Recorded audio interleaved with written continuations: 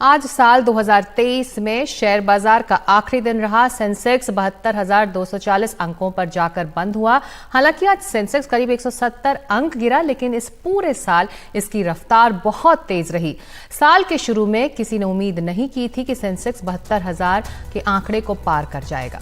इसी तरह निफ्टी भी 21,731 अंकों पर बंद हुआ है। क्या ये एक इशारा है कि भारतीय अर्थव्यवस्था एक नई ऊंचाई पर पहुंच रही है? आखिर इस उछाल की वजह क्या है, इस पर बात करेंगे।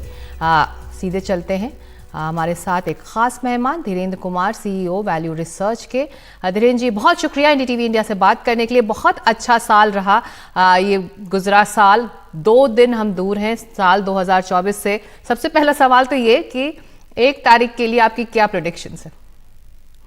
नहीं, ये कम समय में बाजार को प्रिडिक्ट करना बहुत ही फिजूल का काम है। और भारतीय बाजार में एक जो बड़ा बदलाव है, ये तो नंबर्स तो बड़े इंप्रेसिव है। 2023 बहुत ही शानदार साल रहा है।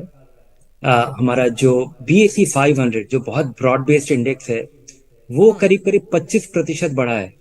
और अगर हम म्यूचुअल फंड की बात करें, जहां पे आम लोग पैसा लगाते हैं, तो ढेर सारे ऐसे small cap, mid cap, multi cap fund है जहां पे 40-50% की वृद्धि देखी गई है। तो ये फंड ये साल बहुत ही खुशहाली लाया। और एक खुशहाली आने का एक और भी कारण, पहले क्या होता था, अभी से पहले सालों तक, कि लोग सीजन में आते थे और या तो हाथ जला के चले जाते थे, या एक साथ पैसा लगाते थे, डिसअपॉइंटेड होते थे या खुश होते थे, या कुछ समय के लिए खुश होते थे। बाजार में जो SIP का दौर शुरू हुआ है, लोग धीरे धीरे लगाते हैं, कई सालों तक बने रहते हैं, बाजार गिरता है तब भागते नहीं है, जिस समय उनका नुकसान कई बार पक्का हो जाता था। तो इस वजह से ये खुशहाली बरकरार रह पाई है। और अभी भी निवेशकों का पैसा लगना जारी है। जितने कायदे से अब बाजार में पैसा आम निवेशक का लगता है, अब 17,000 करोड़ रुपया हर महीने छोटा निवेशक भारतीय धीरेन्द्र बाजार जी, में क्या इस लगाता है, वक्त ये कहना सही SIP के होगा जरिए। कि पहले भी जब हम चर्चा करते थे तो FIIs के रोल पर बहुत ज्यादा चर्चा करते थे, लेकिन अब जो आप बात कह रहे हैं, छोटे घरेलू निवेशकों ने बाजार को संभाला और यही रिफ्लेक्ट हुआ 2023 में। काफी हद तक अभी भी FIIs इंपॉर्टेंट है। अभी भी FIIs अगर रफ्तार से कम समय में ढेर सारा शेयर्स बेचेंगे, और खासकर FIIs का जो पोजीशन है, वो बड़ी कंपनियों में हमारे इंडेक्स को ड्रैग करता है। और कई बार ऐसा देखा जाता है, कोई कुछ उटपटांग चीज हुआ विदेशों में, और FIIs का थोड़ा बेचना हमारे बाजार पे उसका भारी असर होता है। लेकिन विस्तृत बाजार पे इसका असर नहीं हो रहा है, क्योंकि डोमेस्टिक मार्केट में डोमेस्टिक इन्वेस्टर्स का इन्फ्लुएंस और सिग्निफिकेंस काफी बढ़ गया है। और यही रफ्तार चलता रहा तो मुझे लगता है कि हम लोग ये 2-3 साल में, और ये दौर अगर जारी रहा, तो 2-3 साल में हम अपने आप को काफी सब्सटैंशियली डिरिस्क कर पाएंगे FII से। तो साल 2023 में जो आंकड़े बता रहे हैं, करीब 31 लाख से ज्यादा डीमैट अकाउंट्स खुले हैं, तो एक तरह से ये दावे सही भी होते हैं कि छोटे निवेशक या फिर जो घरेलू निवेशक हैं वो ज्यादा इस साल जुड़े हैं। लेकिन साल 2024 धीरेन्द्र जी इलेक्शन ईयर है, चाहे वो भारत में हो इलेक्शंस या फिर अमेरिका में हो, तो क्या इसका असर किसी तरह से इम्पैक्ट रहेगा? बाजार उसको एक तरह से साथ लेके चलेगा इस फैक्टर को? जी हाँ, पॉलिटिक्स का इम्पैक्ट बाजार पे होता है।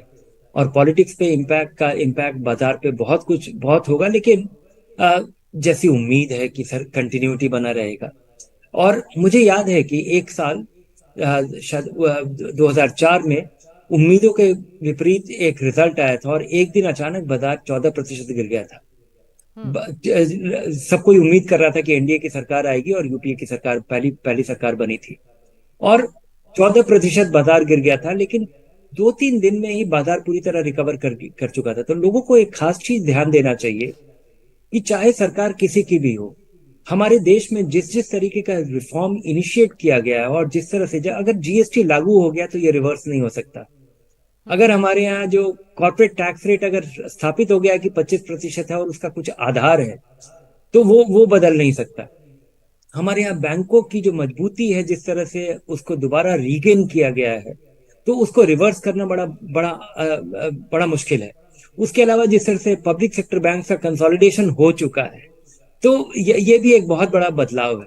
तो मुझे लगता है कि सरकार अगर अगर से बदलाव हुआ तो अनिश्चितता बाजार के लिए अच्छी नहीं है। लेकिन और लोगों को उम्मीद ऐसी है कि कंटिन्यूटी बना रहेगा, लेकिन अगर बदलाव हो भी जाए तो बहुत कुछ जो हुआ है उसको वो इरिवर्सिबल है। जी। तो आप एक तो ये आप हिदायत दे रहे हैं कि अगर जो चेंजेस हैं उससे घबराए नहीं, अगर चेंजेस होते भी हैं तो बने रहिए। इसके अलावा वो कौन से छोटे छोटे कदम हैं जो हमारे जो छोटे इन्वेस्टर्स हैं जो हमें इस वक्त सुन रहे हैं, उनके लिए आप और क्या सलाह दे सकते हैं इस वक्त, धीरेन्द्र जी? उनके लिए मेरी बहुत ही जरूरी सलाह ये है कि अभी जो आपने आंकड़ा दिया कि इतना करोड़ डीमैट अकाउंट खुला है, वो निवेशक नहीं है। उनको यही समझ में आया है कि निवेश करना मतलब आप डीमैट अकाउंट खोलिए और सुबह 9:30 बजे जो गेम शुरू होता है स्टॉक मार्केट का, उसमें आप पार्टिसिपेट कीजिए।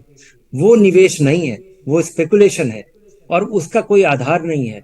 अच्छे अच्छे दिग्गज जो बाजार में है, जो स्पेकुलेट करते हैं, उनके पास भी कोई आधार नहीं है। वो एक ब्रॉड डायरेक्शन पे काम करते हैं और जब भी उस डायरेक्शन में बदलाव आएगा तो आप ये एक तरह का लिवरेज ट्रेड है। आप जुआ खेल रहे हैं, तो आप जुआ खेलना बंद कीजिए। और जुआ खेलना अगर आपको खेलना ही है तो एक निश्चित रकम से कीजिए।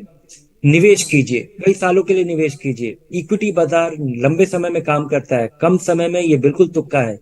और तो अगर आप अभी मुनाफे पे बैठे हैं तो अपना पैसा निकालिए, 2024 आपके लिए शुभ होगा अगर बाजार से निकाल के पैसा आप अपने जेब में रख लेते हैं तो।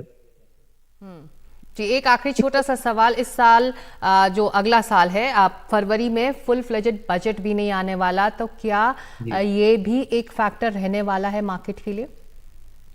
नहीं, मैं बताऊंगा कि मैं बताना चाहूंगा कि हमारे यहाँ जो बजट का सिग्निफिकेंस है हम्म। वो धीरे धीरे खत्म हो गया है। अब हम्म। जीएसटी का क्वार्टरली मीटिंग होता है जिसमें निर्धारित हो जाता है कि किस चीज का दाम बढ़ाना चाहिए, किस चीज का दाम घटाना चाहिए, किस चीज को में बदलाव करना चाहिए।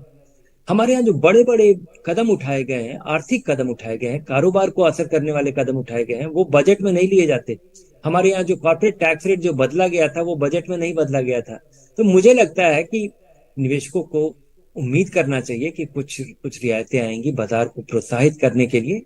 लेकिन बाजार अब बजट से मेरी कोई उम्मीद नहीं होती है, क्योंकि बजट का सिग्निफिकेंस अब आज के आर्थिक परिप्रेक्ष्य में खत्म हो चुका है।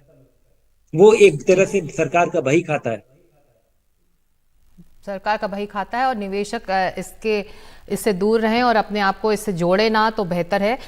तो बहुत शुक्रिया ये सलाह देने के लिए। और नया साल शुरू ही हो रहा है, 2023 इन्वेस्टर्स के लिए बहुत अच्छा रहा है। उम्मीद करते हैं कि साल 2024 भी जो खास तौर से जो घरेलू छोटे निवेशक हैं वो अपना पैसा बनाएं और जुड़े रहें बाजार से, जैसा कि धीरेन्द्र जी भी कह रहे थे। बहुत शुक्रिया धीरेन्द्र कुमार, आपका एनडीटीवी इंडिया से बात करने के लिए।